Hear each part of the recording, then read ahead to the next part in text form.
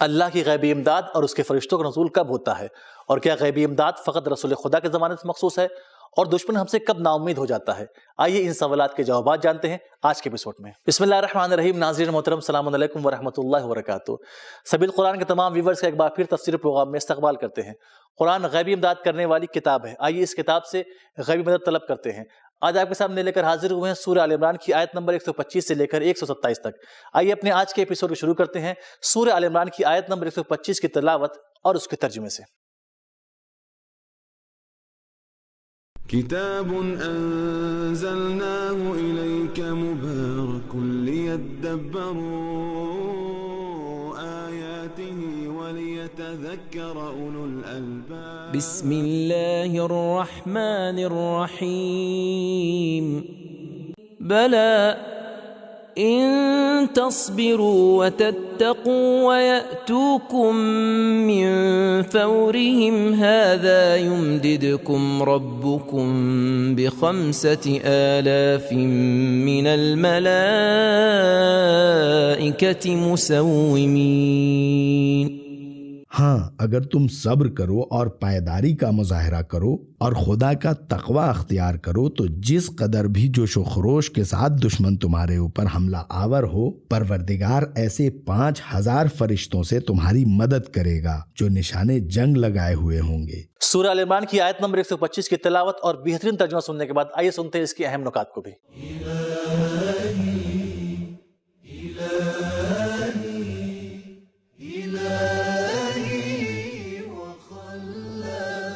اس سے پہلی آیت میں 3000 معاون فرشتوں کی بات تھی اور اس آیت میں 5000 فرشتوں کی بات ہو رہی ہے۔ یہ یا تو جنگی نوعیت اور ضرورت کے پیش نظر ہے یا پھر مجاہدین کی روحانی کیفیت اور تقوی کے لحاظ سے ہے۔ تعداد کا ذکر کرنے سے معلوم ہوتا ہے کہ فرشتوں کی قدرت محدود ہے، جیسا کہ منزلین کے لفظ سے پتہ چلتا ہے کہ فرشتے حکم الہی کے پابند ہیں اور اپنی طرف سے کچھ نہیں کر سکتے۔ مسومین کے لفظ سے یہ مراد ہے کہ معاون اور مددگار فرشتے ایک مخصوص طاقت کے حامل ہوتے ہیں، جیسا کہ حضرت امام زین العابدین علیہ السلام فرشتوں پر سلام بھیجتے وقت فرشتوں کے ہر گروہ کے لیے ان کی خصوصی ماموریت اور فرمان کی بجاوری کو بیان فرماتے ہیں۔ صحیفہ سجادیہ، تیسری دعا۔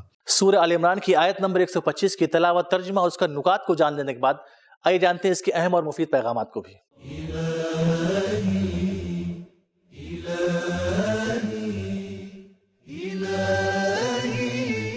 نمبر 1، ثابت قدمی اور تقوی ہی فرشتوں کے نزول اور غیبی امداد کے حصول کا سبب ہوتے ہیں۔ نمبر 2، الہی امداد صرف پیغمبر اکرم کے زمانے کے ساتھ مخصوص نہیں ہے۔ نمبر 3، وہی ثابت قدمی قابل قدر ہوتی ہے جس میں تقوی پایا جاتا ہو، ورنہ ہٹ دھرمی اور ضد بازی ہوگی۔ نمبر 4، دشمن سے کبھی بھی غفلت نہ برتو کیونکہ اس کی یلغار اچانک اور پورے جوش و خروش کے ساتھ ہوتی ہے۔ نمبر 5، دشمن افراد کا حملہ متقی لوگوں پر جتنا بھی زیادہ شدید ہوتا ہے اتنا ہی اللہ تعالیٰ کی مدد میں اضافہ ہوتا ہے۔ آئیے اب سنتے ہیں سورہ آل عمران کی آیت نمبر 126 کی تلاوت اور اس کے ترجمے کو۔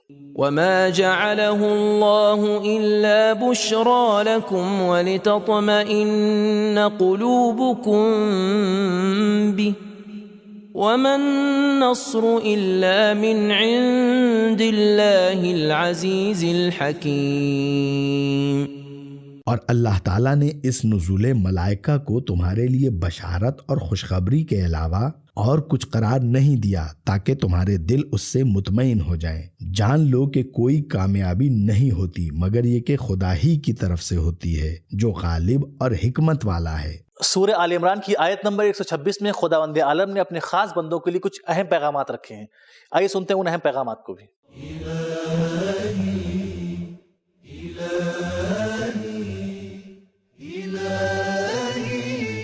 نمبر 1، محاذ جنگ پر اطمینان قلب اور خوشخبری مجاہدین کی ایک بہت بڑی ضرورت ہے۔ نمبر 2، تمام مادی، علمی، نفسیاتی اور غیبی تمہیدات ارادہ الہی کے بغیر ناممکن ہیں۔ نمبر 3، اللہ تعالیٰ کی عزت اور قدرت اس کی حکمت کے ساتھ ہے، لہٰذا ہو سکتا ہے کہ بعض مخصوص وجوہات کی بنا پر مسلمانوں کو شکست ہو جائے۔ آئیے اب سنتے ہیں اس ایپیسوڈ کی آخری آیت یعنی سورہ آل عمران کی آیت نمبر 127 کی تلاوت اور اس کے ترجمے کو۔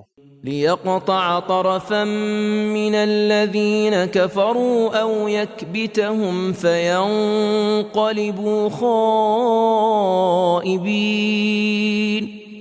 خدا کی اس قسم کی امداد صرف اس لیے تھی تاکہ وہ کچھ کافروں کی جڑوں کو اکھاڑ پھینکیں یا انہیں ناکام اور ذلیل کر دے کہ مایوس و نامراد ہو کر واپس پلٹ جائیں۔ آیت نمبر 126 کی طرح اس آیت میں بھی کچھ نکات پائے جاتے ہیں، آئیے سنتے ہیں ان اہم نکات کو بھی۔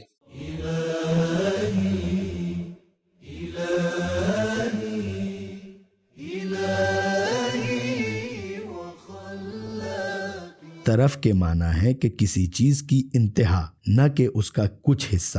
اس بنیاد پر آیت کا مطلب یہ ہوا کہ ہماری غیبی امداد اس لیے تھی تاکہ کفار کی جڑوں کو اکھاڑ پھینکا جائے۔ البتہ بعض مفسرین نے طرف سے مراد اشراف لیا ہے، جس کا معنی یہ ہوگا کہ جنگ بدر کا مقصد اشراف کفار کی نابودی تھا، جیسے آیت فقاتلوا ائمۃ الکفر سورہ توبہ آیت نمبر 12۔ نا امیدی دو طرح کی ہوتی ہے۔ نمبر 1، اگر کوئی شخص پہلے سے نا امید ہو تو اسے یاس کہتے ہیں۔ نمبر 2، اگر امید رکھنے کے بعد نا امید ہو جائے تو اسے خائب کہتے ہیں۔ تفسیر اطیب البیان و تحقیق فی کلمات القرآن۔ اسلام میں جنگ یا جہاد کبھی دفاعی اور دشمن کے حملے کو پسپا کرنے کے لیے ہوتا ہے اور کبھی ابتدائی اور دشمن کی شکست کے لیے ہوتا ہے۔ تو ناظرین، اس ایپیسوڈ کی آخری آیت کی تلاوت، ترجمہ اور اس کے نکات کو آپ نے جان لیا۔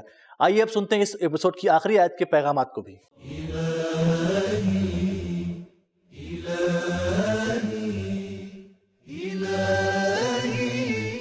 نمبر 1، کفر کے سربراہان کی یا تو مکمل جڑیں اکھاڑ دی جائے یا پھر وہ ذلیل و خوار اور مایوس ہو جائیں۔ کمزور، وقتی اور عاجزانہ روش ان کا کچھ نہیں بگاڑ سکتی۔ نمبر 2، تم مسلمانوں کا باہمی اتحاد و اتفاق، تمہاری سیاست اور نظم و تدبر اس انداز کا ہونا چاہیے کہ دشمن ہر لمحہ نا امیدی اور نامرادی کا شکار رہے، یعنی دشمن کو تم سے کوئی امید باقی نہ رہے۔ تو ناظرین، ہم نے جانا کہ اللہ کی طرف سے امداد غیبی اور فرشتوں کا نزول تقوی اور ثابت قدم رہنے کی وجہ سے ہوتا ہے، اور امداد غیبی آج بھی ہو سکتی ہے مگر جب ہم چاہیں تب، اور جب ہم اتحاد، اتفاق، سیاست، نظم و تدبر سے رہیں گے تو دشمن ہم سے نا امید ہو جائے گا۔ تو ہمارا آج کا ایپیسوڈ یہ ختم ہوا، ملتے ہیں اگلے ایپیسوڈ میں، تب تک کے لیے خدا حافظ۔ سبیل قرآن، قرآنی سماج کی پہچان۔